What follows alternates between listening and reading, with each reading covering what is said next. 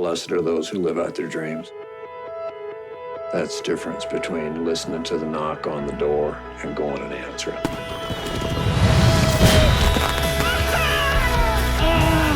God, that was great. Oh, shit. What a glorious place to be.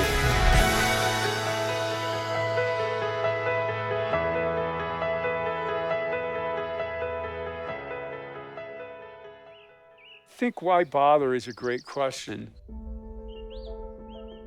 And I struggle between the two different ways to view the world. And one is that the world is here for people to take. It was created for us to dominate, and everything out here is for us to do with as we please. Or we are one creature among many. We are here to coexist. And how you view wolves is going to be determined by which one of those worldviews you have.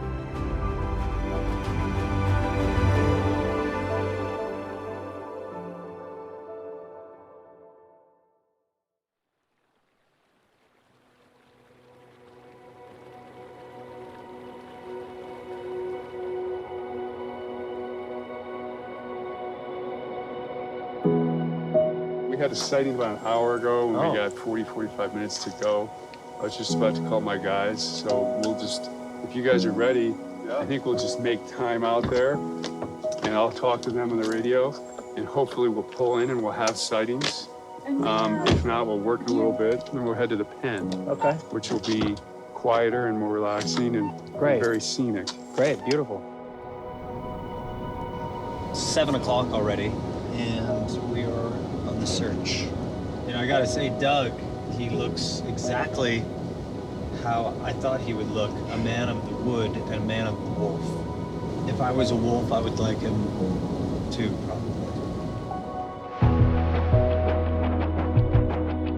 The hill, the valley, look at the buffalo crossing the Oh, yeah. Oh, wow. There's about 1,000 bison in this valley right now, so very spectacular.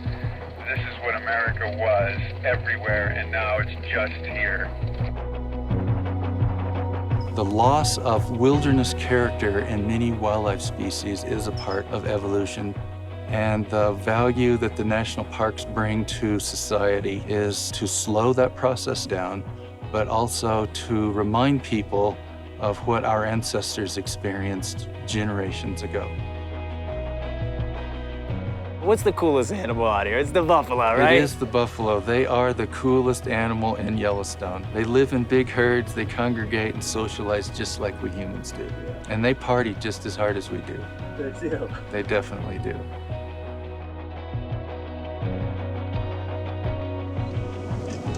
Wow.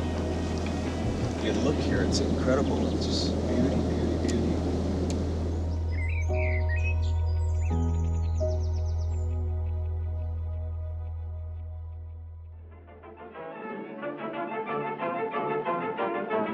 That's them, all right. Come on, let's run them down. People tell stories to learn about life, to live life, and they've always told stories about wolves, and they're usually bad. The cowboy is a myth, a legend of the West, and the cowboy conquered the wilderness and made it safe for civilization, and they did that by killing wolves. There's nothing more mythic, and so we vilify them. We tell bad stories about them because they compete directly with us head to head. They want elk and deer. The hardest thing to reverse are your attitude, cultural norms about nature. And when you got this villain sitting atop of it, it's really hard to communicate. And so that's been our story for 10,000 years. And it's really only reversed in the last few decades that we'd allowed them to come back.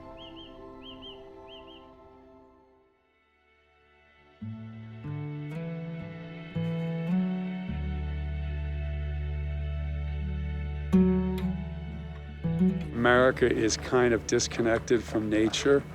And if you see animals, you see them behind bars. And here, those wolves are just a quarter mile out, free ranging, doing their own thing. And you're sitting right here, and You know, I personally think people crave something real in this day and age because everything's so fake. This is real. This is real. And people come here and love it. I can't get enough of it. In fact, we have a problem of riches here. This is a small crowd, a very small crowd. And people just are insatiable sucking this in to see wild nature. It's really, really kind of cool, I think. I'm excited about it. Yellowstone's the most beautiful place in the country, and we like to come and spend a couple weeks and see what we can see. We've been coming to watch wolves forever. That's just a good way to spend time. Gets us off the couch and outdoors. How long have you been married? We had our wedding anniversary Tuesday. It was 42 years. Holy guacamole. That's- Congratulations. Thank you. Does she love the animals as much as you? Yes. She just doesn't love getting up in the morning. The wolves, I think they're incredibly devoted to their families. I don't think they're the wanton killers that some would have you believe, and I don't think they're the innocent little puppy dogs others would maybe have you believe. They're opportunists, kind of like people. What about Yellowstone keeps you coming back? Everything about it. You can't get the full scale on TV. If I were a regular attendee of church, this would be the place. I love just the big, wild country. It's scary, it's intimidating, it's awesome. See some bears?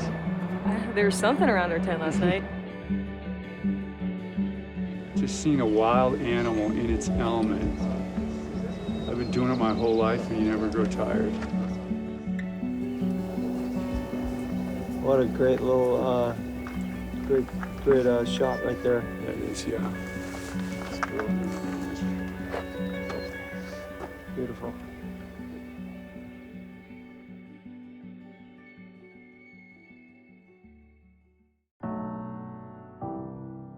Believing in something bigger than you is a very healthy way to go through life. And nature gives us that.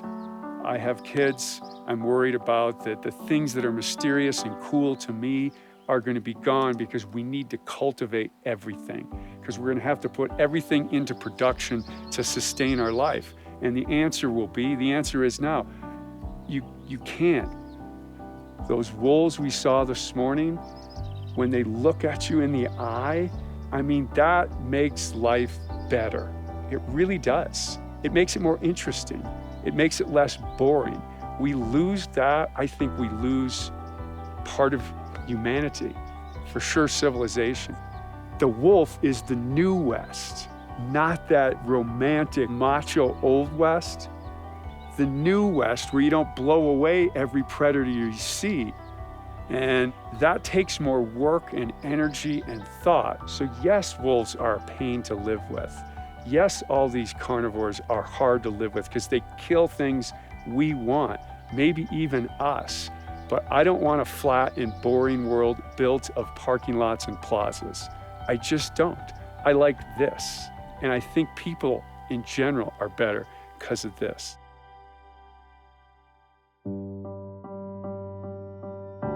God, what a perfect day. It's beautiful.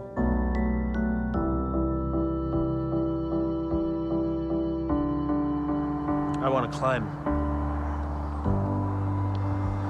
That's it. I'm ready.